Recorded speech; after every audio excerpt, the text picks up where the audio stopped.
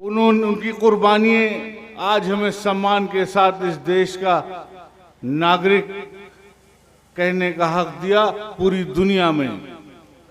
और सबसे बड़ी बात यह है कि हम शहीदों की नगरी जनपद शाहजहांपुर में पैदा हुए।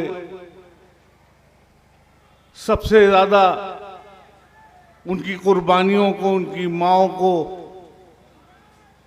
उन परिवारों को मैं जो हूँ सम्मान करता हूँ, तहे दिल से उनकी कुर्बानियों को याद करता हूँ और फख्र महसूस करता हूँ कि इस जनपद के छोटे से कस्बे तिलहर में पैदा हुआ हूँ। ये हम लोगों के लिए एक बहुत बड़े गौरव की बात है। धर्म, हम लोग एक छोटी सी लाइन जो है वो शायर ने कही है, मजहब नहीं सिखाता आपस में बैर रखना, हिंदी है हम वतन है हिंदुस्तान हमारा। अगर तिलहर का और इस देश का बच्चा बच्चा इस मायने को पहचान लेगा तो वाकई में इस देश का, इंसानियत का मान बढ़ेगा। क्योंकि धर्म जो है हमें जीने का रास्ता सिखाता है।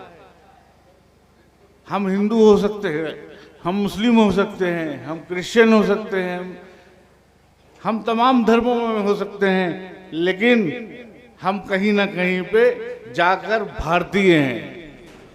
और देश से बड़ी, देश की सेवा से बड़ी कोई भी इबादत नहीं। ठीक है, हम अपने धर्म के लिए हमें पूरी आज़ादी है कि हम नमाज पढ़ते हैं। हिंदू धर्म के लिए वो पूजा करते हैं, वो क्या पहनते हैं, वो क्या खाते हैं, हम क्या पहनते हैं, क्या खाते हैं। इस मुल्क में संविधान में पूरी आज़ादी दी गई है। ऐसा देश अगर आप लोग गौर से सोचेंगे तो दुनिया में ऐसा कोई दूसरा देश नहीं बना जो कि एक गुलदस्ते की तरह हर धर्म, जाति और वर्ग के लोगों को समेटे हुए एक साथ चल रहा है। ये बहुत बड़ी बात है। 1 अरब 30 करोड़ की आबादी वाला ये देश, लोग 30-35 करोड़ की आबादी को नहीं संभाल सकते। जरा गौर तो करिए कि 1 अरब 30 करोड़ की आबादी वाला ये देश लगभग 120 से 130, उसको हम लोग और हमारा संविधान किस तरह से चला रहा है, बड़े फख्र की बात है। और रही बात ये कि उसमें से एक छोटी सी संस्था को हम लोग तिलहर में आपकी सेवा करने के लिए चुने गए हैं।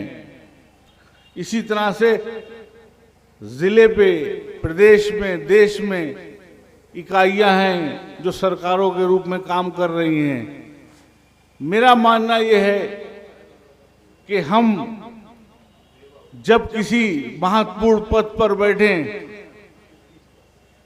और किसी के भविष्य का, किसी के अच्छाई का, किसी की बुराई का जब निर्णय हमारे हाथ में हो, तो हम एक नागरिक, इस देश का नागरिक बनकर निर्णय लें।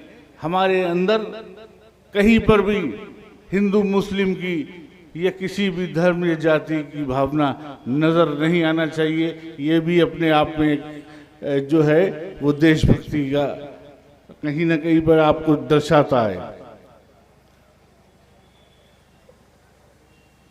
देश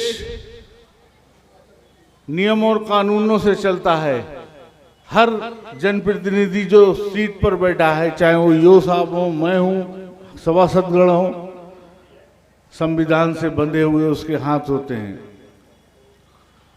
मैं आप लोगों से बस इतना ही गुजारिश करता हूं कि इस देश की खूबसूरती हमारी एकता में है। लोग आजकल अपने जनप्रतिनिधि को उस रूप में देखना चाहते हैं कि हम गलत हों या सही हों, हमारा जनप्रतिनिधि हमारे काम आए। ये सोच यहाँ कि क्या देश की जनता को अपने दिलो दिमाग से निकालना होगा। जो सही है उससे, उस चीज के लिए हमसे काम लें, हमें गलत के लिए मजबूर ना करें और खुद भी गलत ना करें।